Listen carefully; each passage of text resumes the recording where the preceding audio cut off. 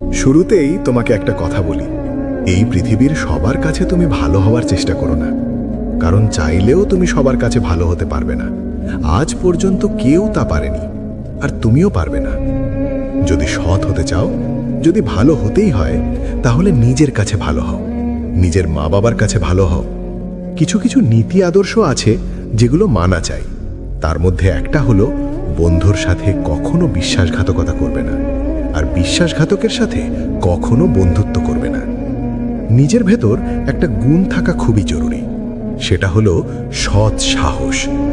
যদি ভুলকে ভুল আর ঠিককে ঠিক বলতে ভয় পাও, তাহলে বুঝে নিও তোমার ভেতর শক্তি নেই, ক্ষমতা নেই। তোমার সবচেয়ে গভীর সম্পর্ক হওয়া উচিত তোমার রবের সাথে। এমন একটা সম্পর্ক যেখানে তুমি নিঃসংকোচে মন উজাড় করে বলতে পারো, কারণ মানুষের দোয়া সবচেয়ে দ্রুত কাজ করে, মুখে আসার আগেই রবের কাছে পৌঁছে যায়। যখন দেখবে লোকজন তোমাকে নকল করতে শুরু করেছে, তখন বুঝবে তুমি সঠিক পথে আছো, তুমি এগোচ্ছ। কারণ এই পৃথিবীতে যত ভালো হবে না কেন, কোনো না কোনো গল্পে তুমি খারাপ চরিত্র হয়েই থাকবে। এটাই বাস্তব। জীবন আর মৃত্যুর মধ্যে পার্থক্য এই, জীবনের কোনো গ্যারেন্টি নেই, আর মৃত্যু অনিবার্য। তুমি যদি সুখে চাও, অন্যের উপর নির্ভরতা ছেড়ে দাও, কারণ পরনির্ভর মানুষ কখনো আনন্দে পায় না। এভাবে নিজেকে তৈরি করো যেন নিজের চাওয়া পাওয়া নিজেই পূরণ করতে পারো। জীবন নষ্ট হয় একটা ভুল চিন্তায়। আমরা বলি কাল করব, আজ না, আগামীকাল। আর এই একটাই যথেষ্ট জীবন ধ্বংস করার জন্য। সফল মানুষ একটাই কথা বলে, এখনই শুরু করব। একটা বইয়ের কভার দেখে যেমন ভেতর বিচার করা যায় না, তেমনি মানুষের চেহারা দেখে বিচার করো না, কারণ চেহারার চেয়ে বড় মুখোশ আর কিচ্ছু নেই। নিজেকে সুখের দায়িত্ব নিজেকেই নিতে হবে। সবার পরামর্শ শুনো, তবে করো যেটা তোমার বিবেক বলে।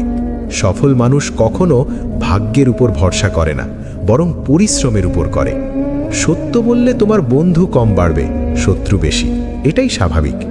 অপরিচিতকে ভরসা আর পরিশ্রম ছাড়া স্বপ্ন দুটোই ভাঙার সম্ভাবনা বেশি। সবার মন জয় করার চেষ্টা করো না, অন্যকে ইমপ্রেস করার দরকার নেই। নিজেকে উন্নত করতে থাকো, মানুষ নিজেই ইমপ্রেস হবে। এখনো সময় শেষ হয়নি, এই সময় তোমার।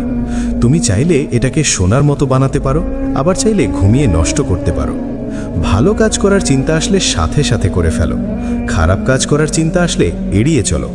অহংকার থেকে বেঁচে থাকো, বয়স আর টাকা নিয়ে অহংকার করো না, কারণ গণনাযোগ্য সব শেষ হয়। জীবনকে সস্তা করো না, যেন কেউ এসে খেলতে পারে। কখনো ক্লান্ত হলে মনের ভেতর নিজেকে বলতে থাকো, এখনো অনেক কেবল প্রমাণ করা বাকি, এখনো অনেক জবাব দেওয়া বাকি, এখনো অনেক দেখানো বাকি। শেষে কথা একটাই, নিজের উপর বিশ্বাস রাখো, রবের উপর বিশ্বাস রাখো, কারণ তোমার জীবনের রিমোট তোমার হাতেই দেওয়া হয়েছে।